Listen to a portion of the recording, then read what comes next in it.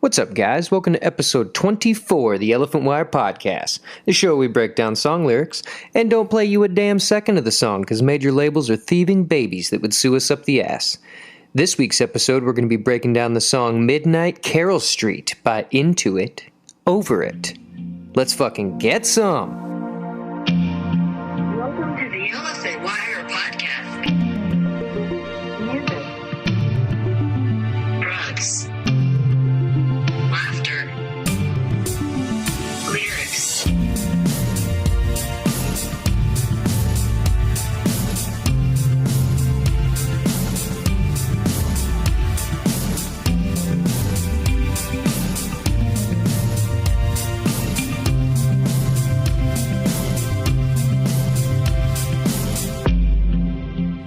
Oh yeah, we got a good old Chicago boy today for this episode. Into It, Over It. I'm pretty excited. Let's get fucking moving on this. This is a first for the Elephant Wire Podcast. I was actually able to get in touch with Evan, which we'll get more in the breakdown of this. I slid right up in the DMs of Into It, Over It, and we ended up having a short little conversation over email about the song today. He was way too fucking cool about going in depth on some different facets of the song and really his career in general. Like I said, I mean, this is a first for the podcast, having the artist actually give us some breakdown as far as the song that we're breaking down. It was pretty cool. Evan Thomas Weiss, the front man, original member, founder, brains, face. He is the band. He is Into It, Over It. And like I said, when I slid in his DMs, I do that for a good majority of the musicians we have. I didn't slide up in Phil Collins' DMs whenever we did a song as his, or not every artist, but most artists. I slide, at the very least, I slide up in their DMs and at least just say, hey, here's who we are, blah blah blah blah blah. We're doing an episode. If you have any insight. Evan is the first person to hit us back up because he's a sweetheart. He's a good Chicago boy, and he was kind of he wanted to make sure we got it right, and I appreciate that because after I had hit him up, I had actually already recorded the episode. So this is take number 2, and I will say I was pretty close. I was pretty close, and any of the points that I actually fucked up, I will mention those where he set me straight. So, but yeah, before even getting in touch with Evan, I actually in an interview that I found of Evan. From years ago, I believe it was an interview from Lollapalooza years ago. He was asked about Into It, Over It as his solo venture after years of being in bands, and his response was, it was the same as so many before him, and it was control. Being in bands with your friends or fellow musicians, it's an incredible thing to be a part of, but there's something about having all the control over the project that's so freeing.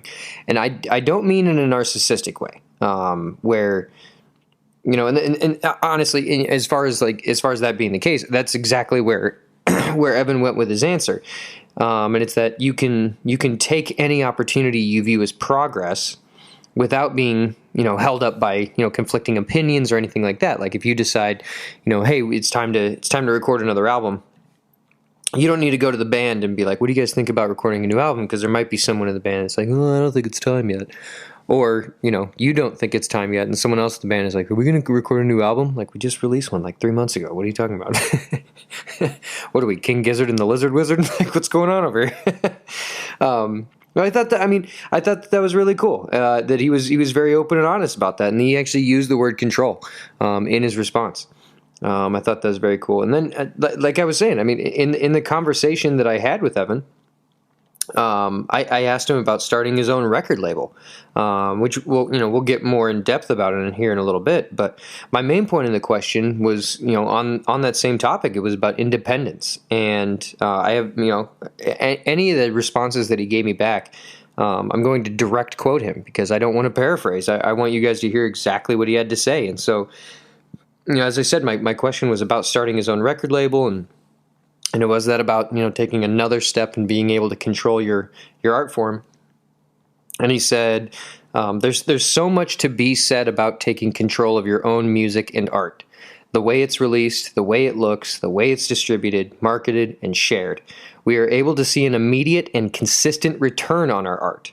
We don't need to be told what to do, and no one's hand is in our pockets. That kind of control is priceless. I absolutely agree.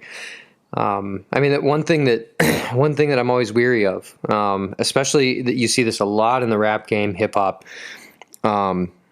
Everyone's trying to get the record deal.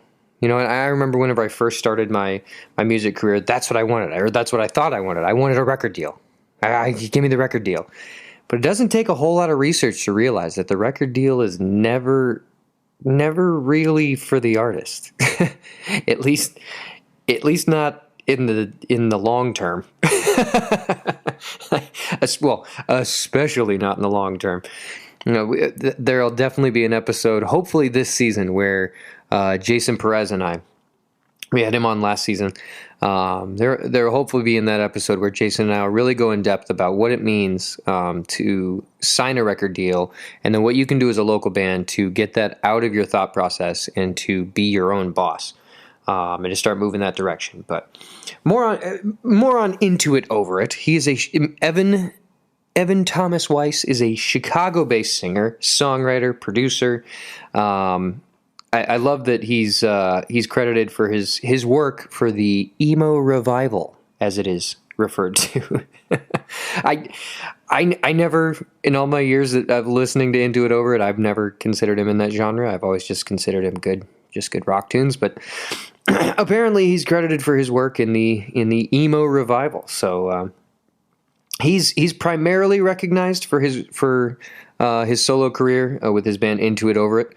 But he has also performed with bands like There, Pet Symmetry, Stay Ahead of the Weather, Demiria, and probably the most notable outside of that, he was a singer in the band called The Progress, which he was in since grade school. That I'm realizing right now that I should have asked him about that, if that's true, that he was in that band in grade school. Because what I read online is that he'd been in that band since grade school. They were good for a really long time, and then he was trying to get all of his bandmates to do it full time, and they were like, "Nah, dude, I want to go to college."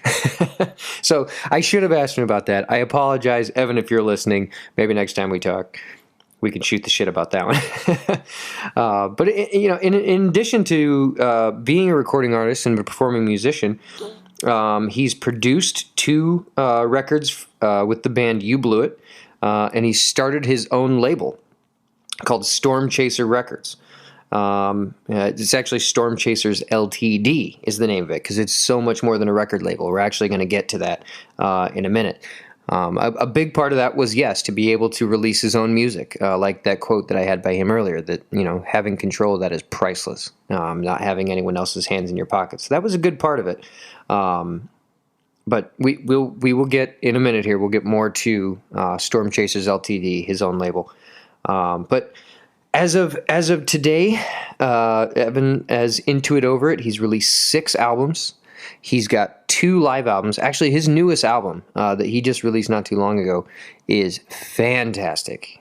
Definitely check that out on Spotify. It is a fantastic album. And actually, you should probably buy the LP from Storm Chaser's store. It's that good. It's really, really fucking good. I should have done a song off of that one. Maybe we'll hit him up again. We're doing an emo episode this season, and because he's referred to as the emo revival, one of those. Nah, I'm not going to do that to him. But one of those live albums is actually an Audio Tree live album. And then most recently, his most recent release is an instrumental version of his newest album, which I thought was really cool. You don't see that very often. I thought that was really awesome. The first time I saw Into It Over It, I was actually at one of my favorite venues ever, and it's by far my favorite venue in the city of Chicago, where I grew up. It's a venue. It's over in the Lakeview neighborhood on Belmont. It's a venue called the Beat Kitchen. It's a super cool spot. They say online on their website that it has 150 person capacity. Bullshit. I've been in that place before, and there's like 300 kids going batshit crazy. It is not 150 person capacity, and that might be the number on the wall, but that's not what's happening at all. The Beat Kitchen is such an awesome venue. I saw Evan. He opened for Ace Enders, was out on tour, who's known as the lead singer of the Early November. Ace was out on tour. He was playing his side project or solo project that he had called I Can Make a Mess Like Nobody's Business. And I'd never heard of Into It Over It. I was not familiar. But he walked out on stage, played an acoustic set, and fucking tore the place apart. Like, the kids were loving it. It was fantastic. And it wasn't like that was like it was, I Can Make a Mess. If you guys have ever listened to that, it's not like real exciting tunes. It's very mellow. It's very chill. It's Ace being, kind of broody, if you will. And yeah, Evan walked out on stage. He had his guitar. He told funny stories in between the songs. He played his heart out. He sang like a motherfucker. That was a fantastic show. And I had a chance to talk with him for a couple minutes after the show, and he was an absolute sweetheart. But yeah, the Beat Kitchen, that place is fucking phenomenal. Stage is like 1.5 feet off the ground. It's this long, slender hallway with there's no green room either, which is one of the cool things about seeing shows there, because like the band is just in the crowd, and then they just sort of walk up on stage and play their set, and then they like load all their gear into half the front row. It's such a fucking cool place. I've seen so many cool people there. The Beat Kitchen. If you're ever in Chicago and have a chance to see a show, go to the Beat Kitchen. It's such a dope spot. But the song we're talking about today comes off of the album titled Proper, which was Evan's first full album that he recorded with his project Into It Over It. He released it in September of 2011. It was technically his second full album, but it was his first, and we actually, I have a quote here by him. It was his first like legit studio album instead of piecing it together in other ways. Whenever I was asking him about Proper and kind of how he went about it, he said the writing process for Proper was pretty on par. I've absolutely pushed myself harder since then, but maybe at the time that was the most intense I had gotten about putting some songs together. My first proper record, The recording process was a mad dash. Formerly, when making records, I would generally only show up with the channel left guitar and drums, maybe some vocals. From there, the entire rest of the record would become defined on the spot. I did this to a lesser extent on Intersections and Standards, which are two other albums by him, but have since better refined the demoing process for Into It Over It material. The entire record of Proper is about leaving someone you have fallen out of love with in order to be with someone else who you actively love. Midnight Carroll Street is about the just beyond fallout of leaving part. So it's a snippet in time. It's like he said, it's the just beyond fallout of leaving part.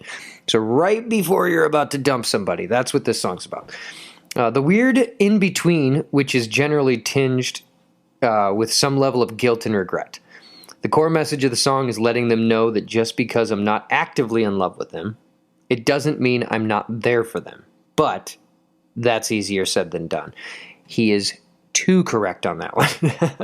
And the question that I had asked him for this to be his response, there's a 2-part documentary on him making this album on YouTube, and I had used that for a little bit of research for this episode. And in that documentary, he references anxiety of the process quite a bit. So when I asked him, about writing that album, that was the majority of his response, was that, like he said in the first part, the writing process for Proper was pretty on par. I've absolutely pushed myself harder since, but maybe at the time that was the most intense I had gotten about putting some songs together. So at the time that this album came out, that was the hardest he had pushed himself. So in that 2-part documentary, which you should absolutely check out, it's on his YouTube channel. It's really awesome. in that documentary, he mentions that about how much anxiety he was having and how difficult it was for him going through that process. And he did mention that, he went into it in a completely different way than he ever had. So it was all a new experience. The album was actually produced by Ed Rose. And Ed has worked with Emery, the Get Up Kids, Motion City Soundtrack, Spill Canvas. Basically, he produced my iPod in 2007. So, Ed Rose, thank you for your work. You're doing the Lord's work. Keep up the good work. Hail Satan. But yeah, in that two-part documentary that I was just talking about, he, like I said, he references anxiety of the process quite a bit. So, another part of the answer that he gave me, he said, we wrote that entire record musically in about a month. I historically work too quickly to ever be sitting on entire songs for too long.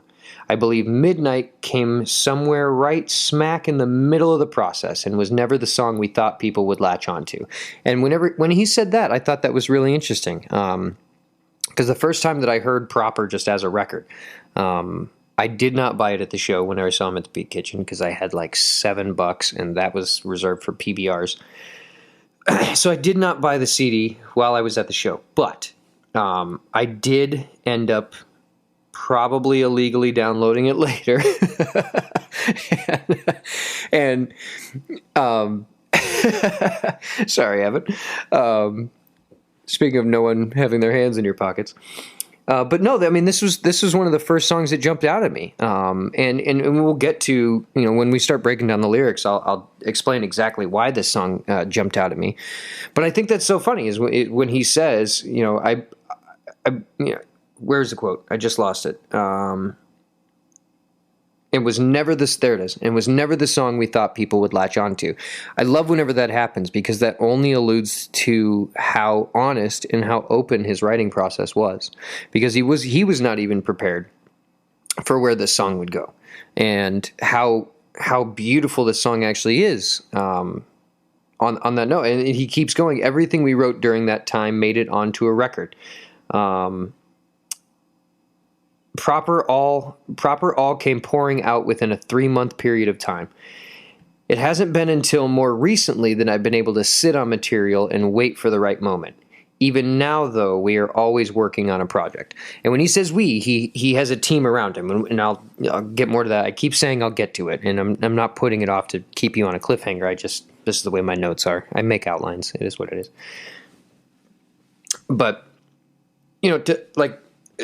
as far as his writing process, saying it all came together in about a 3-month period from writing the record to recording it. And then this, the song we're talking about today came out right smack dab in the middle of everything.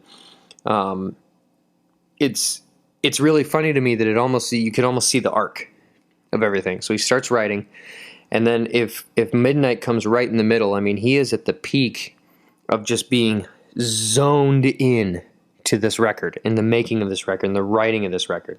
He is just right there. To then, once he got past that little middle part, all of a sudden it starts to become a little more real that, oh shit, we got to record this. Oh shit, we got to finalize this. We got to engineer this. We got to get a tour together. We got to do this. We got to do this. We got to do this. So it's almost perfect, and it makes the most sense that if this song came out during almost in the a month and a half into the 3-month process, it makes sense why this song is so good is because he was that dialed in.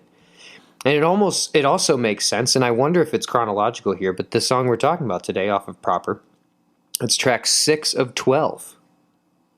Interesting. A little numerology for you there. But the song's 4 minutes, 17 seconds. It's the longest on the album by about 30 seconds. In this time period of Into It Over It, Evan, I was kind of looking through his discography, and in his early days, he tended to write, quick, to the point, short and sweet songs. And I remember even referencing that. I was when I was at the Beat Kitchen, I was there with my buddy. Who was I there with? I was there with my buddy Kevin Cruz. What up, Kevin? How's Salt Lake City treating you? I was there with my buddy Kevin Cruz, and I convinced him to go because he was not into that music at all. I don't know what he was into at that time. It's tough to say, but I convinced him to go with me, and like halfway through Into It Over Its set, I was like, dude, he's writing the songs like a punk band, like 2 minutes long. And he's like, no, I'm kind of into it. And he was a fan by the time we left. But yeah, I remember thinking that long ago. And then, once I started to actually kind of look at his discography, and especially during this period of his career, he tended to write, short, sweet songs. And so the fact that this song is 4 minutes, 17 seconds, it also kind of shows that he had more to say in this song. He had more for it to become. And it's kind of crazy. It almost seems like this song took on a life of its own as it in its writing process. This song has a beautiful intro and outro. It's very contemplative. And then just because of the subject matter, like I said, he has a lot to say. He has a lot to get out. And it's very honest. It's very endearing.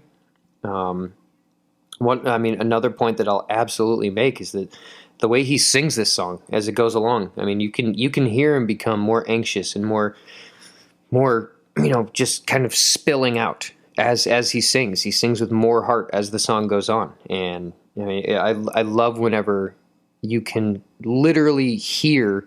It's a weird way to say this, but you can hear the pain coming from the artist, because it reminds us that pain's okay. It reminds us that it's all right if life sucks every now and again. It's okay to sort through some shit. It's fine. You'll be okay. Just keep your head down, keep your hopes high, swing for the fences, keep your stick on the ice. Everything's all good. But before we get to the lyrics breakdown, I have one more final quote from Evan, and this is on the creation of his label, Storm Chasers Ltd. I kept saying that I was going to get to it. I didn't quite know where to piece it in before that, but I definitely wanted to mention this. I had asked Evan about Storm Chasers and starting his own label, and I was expecting just a short answer of just like, yeah, I started it so I could release my own music. And he gave me a very, very in-depth answer. So I would love to read this to you guys. This is a fantastic quote I have here by Evan. Storm Chasers Ltd. started in 2013. I'd done about 9 releases between 2013 and 2015, and then decided it was time to put it to bed. It was not financially viable for me at the time, and I was not in a position then to be able to put the time and effort into it that it really needed. Fast forward to 2020, with the pandemic, releasing a new Into It Over It record called Figure, that's the one I was talking about earlier, it's fantastic, and currently having a day job, which has provided a different level of stability and time on my hands, it was the perfect time to restart the label with some fresh founding principles. The simple version of the idea was to make it a community-run, vinyl-only subscription model, which allows us to really release whatever we would like while also sharing and creating content that lifts up all of our creative work at once under one umbrella. Currently, we are a collective of about 15 people, all with different backgrounds and skills. All of us perform and contribute to multiple projects, and all of us are incredibly active. It's a great model. If you're a fan of one of us, you're likely a fan of all of us. So Storm Chasers Ltd. allows us to really dig deep into the archives, work together, and see a common return. We are also in an incredibly unique situation in which we have built a recording studio and have a vinyl pressing plant in the same building. We can keep everything in-house while supporting our local Chicago economy. We release records monthly and are always right on schedule. Currently, all of our releases through Q2 of 2022 are at the processing plant. Or the pressing plant, not the processing, pressing plant. Super exciting. It's pretty special and incredibly unique. We are extremely fortunate that the stars were able to align that way. We keep a whole lot behind the Patreon paywall, which is fine. I respect that completely. This is not something like if you just go on his website, it's not like this. You gotta dig in there. You gotta be part of the club. I love that shit. Local bands, be a part of that. It's fantastic. We are releasing some sort of new content piece almost every day and have been since last August. Coming up on the 1-year anniversary. Some of our projects will see their way to a broader audience over time. Emo Hot Ones is currently a hive mind idea that I really think has some legs. whenever I hit him back up, I was like, dude, you gotta let me know what the Zemo Hot Ones is all about. That sounds fucking awesome. But I like I said, I mean, I thought that was incredible. I mean, you can hear just in his response, and I hope I did it justice in reading there. I know I read like a fourth grader reading this textbook, but I mean, you can hear how excited he is. Almost a newfound love. I mean, when he first started that story, he was talking about it in 2015 and financially viable and didn't have the time. All of a sudden, fast forward 2020 and fucking boom, he's off. He's going, he's getting some.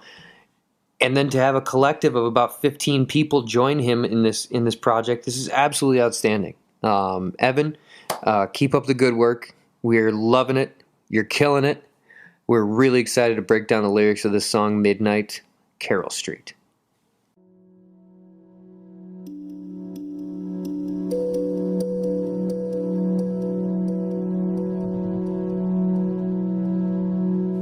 Somewhere between caffeine and nicotine, you will find me, unentertained and worn out, pressed to the steps beside my house. It's somewhere between upset and sick, it seems, to still find me, the finest quality of pure anxiety. I'm searching for a solace to call you out, to call you at all. So somewhere between Midnight and Carroll Street, I will find you, a colder shoulder than I'm used to, bending receivers just to hear the truth. I'm demanding some answers. I'm keeping up with double standards. I am between the words you're telling me with a fine-toothed comb. I'm drawing lines in my hindsight until the stories try to line up right. These details bent and broke us down. The finest rivalry of our anxiety, searching for the courage to hear you out, to hear you at all. Somewhere between single life and sympathy, you will find me.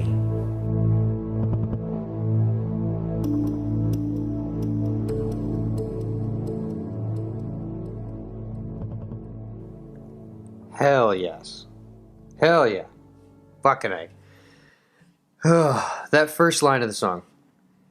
Honestly, like that first line. I mentioned earlier that the first time I heard this song, I got sucked in right away.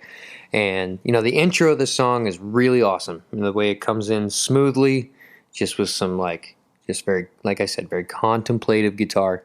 And that first line, somewhere between caffeine and nicotine, you will find me. God, if that doesn't describe my life for the last fucking 12 years, I don't know what does. For real, dude. Like, I have no script on my, well, okay. I have one word on my body, but we don't need to talk about it. But of all my tattoos, I have no words anywhere, really. If there was a script that I would think about getting on my body somewhere, it would be that, somewhere between caffeine and nicotine. Like that. that is absolutely outstanding. Absolutely. And then, but let's keep going. I mean, I don't want to just get hung up on the first line and never make it anywhere.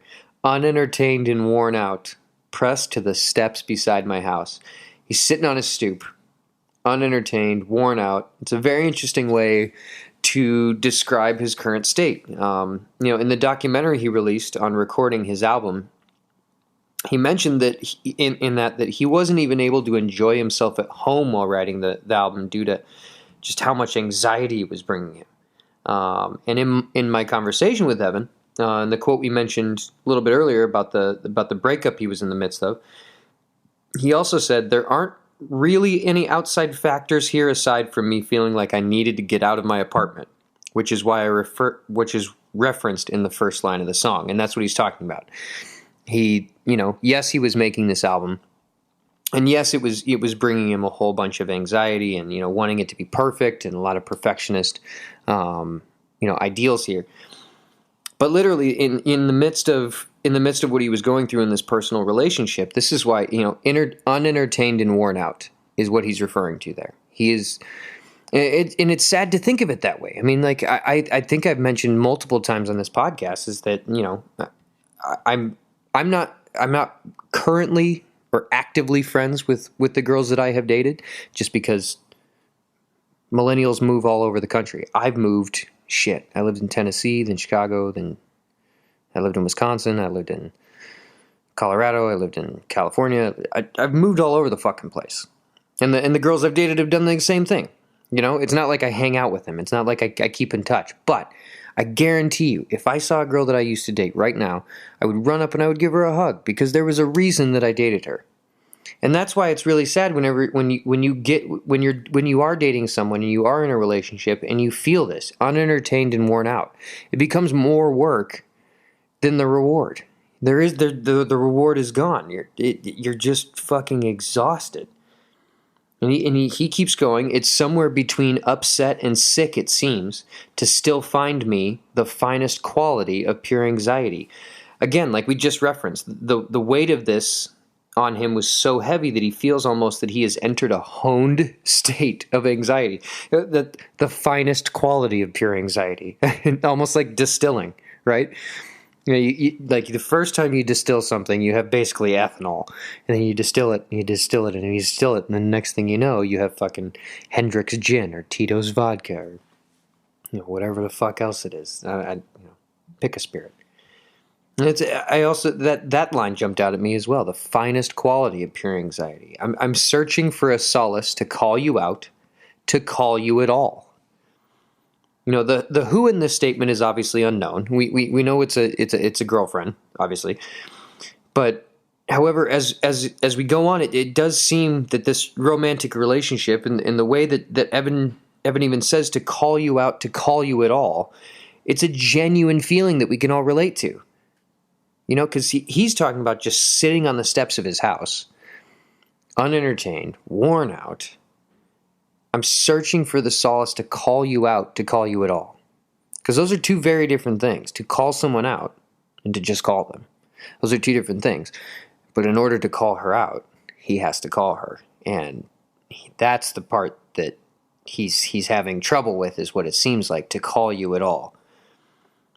And then he keeps going, and this is why we have the song named what it is. And it's so somewhere between midnight and Carroll Street, I will find you.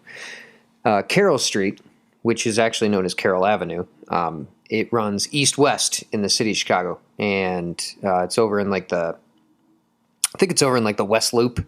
It's not a very long street, but Carroll Avenue, and Evan has had his practice space located there for years now. I'm trying to remember. I have the quote here. Yeah, he was. This is one of the questions I had for him. He said, "I still have a rehearsal room there. Been in that building for about 14 years. The reference is leaving the apartment and going there at midnight to find some peace." So when he says, "So somewhere between midnight and Carroll Street, I will find you." So he's at home. He's having trouble being at home, like he had referenced in the YouTube doc, and like he was saying earlier, he's going through this breakup. He wants to dump this girl. He doesn't know how to do it. He still wants her to know that he cares about her. How the fuck do you tell someone that? It's not you, it's me. That he's just fighting all of this, and he's like, fuck it. It's midnight. He decides to just leave the house, walk down Carroll Street, find some solace in his practice space, and just kind of just zone out for a minute. I guarantee he sat down at a drum set, or he turned his amp up as loud as it go, and he just fucking got some while he was there. And so the last line that he says, you know, somewhere between midnight and Carroll Street, I will find you. And his next line here, a colder shoulder than I'm used to, bending receivers just to hear the truth. So here we have our first one. Here we have our first one. I was way off. Way off on this one. Because bending receivers, when he said that, bending receivers just to hear the truth, here was where I went with that. When I read that line, it originally sounded to me like he was talking about a flip phone.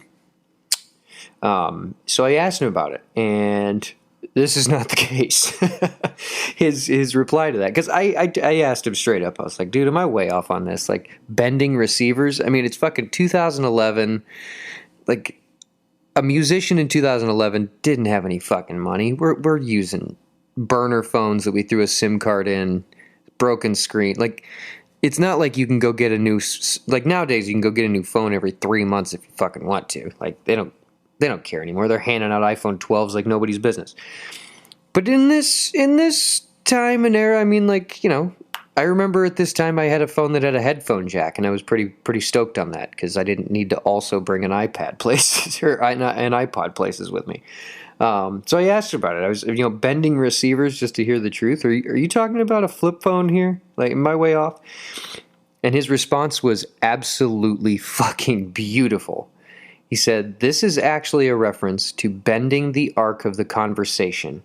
Sometimes you need to do that in order to get the information you feel as though you need." And whenever I read that response, I took something that was, I took something at face value and put my own spin on it, which is literally the point of this podcast. Once again, I took something at face value, put my own spin on it, put my own timeline on it, put my own thought process on it, and completely missed what he was talking about. Because I'm going to read that quote one more time. "This is actually a reference to bending the arc of the conversation. Sometimes you need to do that in order to get the information you feel as though you need." Which is, if there's not something more relatable, when I look back on my past, how many times I've had a conversation like that, where I wasn't after the truth. I just wanted to hear what I wanted to hear.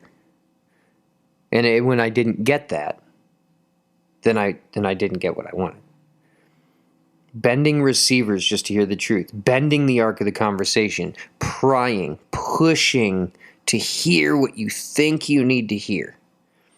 And another point on this, you know, it's the fact that he said a colder shoulder than I'm used to. So he already, whenever she picked up the phone, he already wasn't prepared for her tone and for, you know, what she was bringing to the table. He already wasn't prepared for that. He was not used to that cold shoulder. So it already kind of sent him for a loop. So for him to then, okay, well, fuck me, fuck you. You know, that kind of, you know, that kind of take on the situation. And I also thought it was funny, you know, a colder shoulder than I'm used to, because, you know, a lot of this song is about, you know, being in Chicago. You know, Chicago's the city of broad shoulders, but a colder shoulder. That's just a little side note. But he keeps going. He says, "I'm demanding some answers. I'm keeping up with double standards." So he's officially made the call. You know, like we were talking earlier in the line, you know, I'm searching for a solace to call you out, to call you at all. Well, they're officially talking. He's received the cold shoulder. He's bending the arc of the conversation, trying to hear what he wants to hear. "I'm demanding some answers. I'm keeping up with double standards." They're on the phone. They're finally having the fucking conversation. And there's some element, obviously, here of angst toward actions. I mean, and like, in saying I'm keeping up with double standards, they're literally playing the, like I said earlier, the fuck me, no fuck you. That's the conversation that's going back and forth. He's demanding answers. He's well, you would never do the same for me. I would do that for you every time. The age-old standard conversation that you get into during the breakup. It's heavy. It hurts. It's hard to. Well, it's definitely hard to watch, but it's even harder to be a part of. Yeah. He keeps going. "I am between the words you're telling me with a fine-tooth comb." You know, this feeling is also, you know, catching yourself in the act. And where not so much catching yourself in the act, but once you catch yourself in the act of this, where you go from there. Between the words you're telling me with a fine-tooth comb.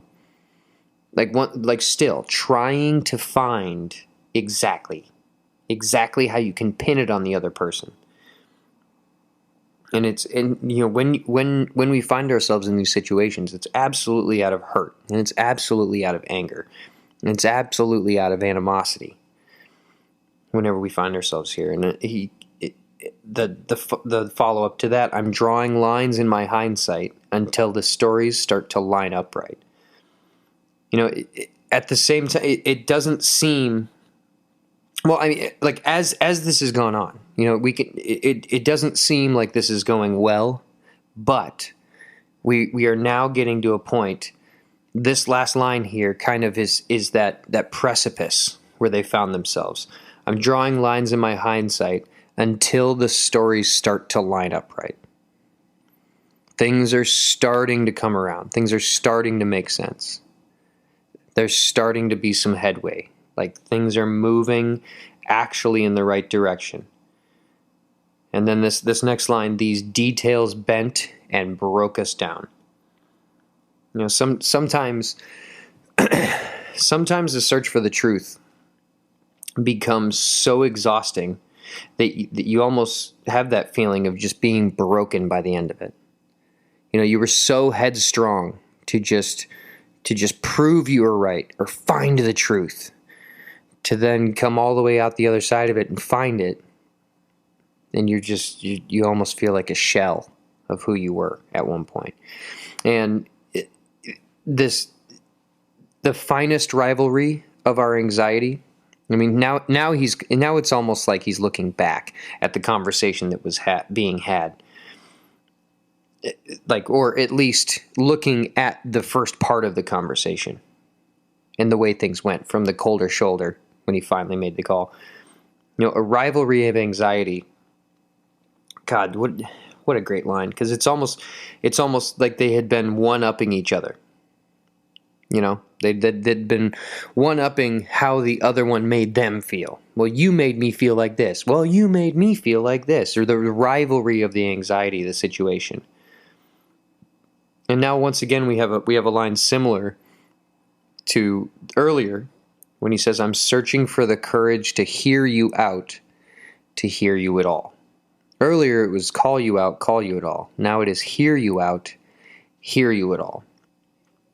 And anger will always get in the way of hearing someone out. And the way he references courage here, as before, is fucking brilliant. It's absolutely brilliant, because it does take courage to fight through the easiest feelings sometimes, to retrain your mind and your thought process, to stay grounded. It takes courage to make the right decision a lot of times, especially in this situation, because it's so much easier to just get angry and just blame. It's so much easier.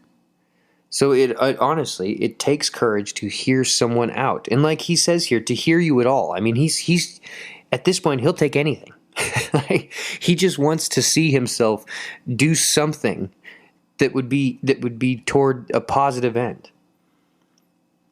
And the last line of the song here, somewhere between single life and sympathy, you will find me. And here it is, like all the anxiety that he was fighting through, writing the first proper record, life in general, breakup, somewhere between single life and sympathy, you will find me. Now he just needs to step back and take a second and just decompress and just figure it out. Evan, you have written an absolutely fantastic song. As I told you in the emailing that we had back and forth, I really hope that I did the song justice. I hope that, hopefully people out there are already familiar with Into It Over It. If you're not, his ability to write songs is absolutely fantastic. I would greatly suggest listening to his album Proper. That's by far my favorite album by him.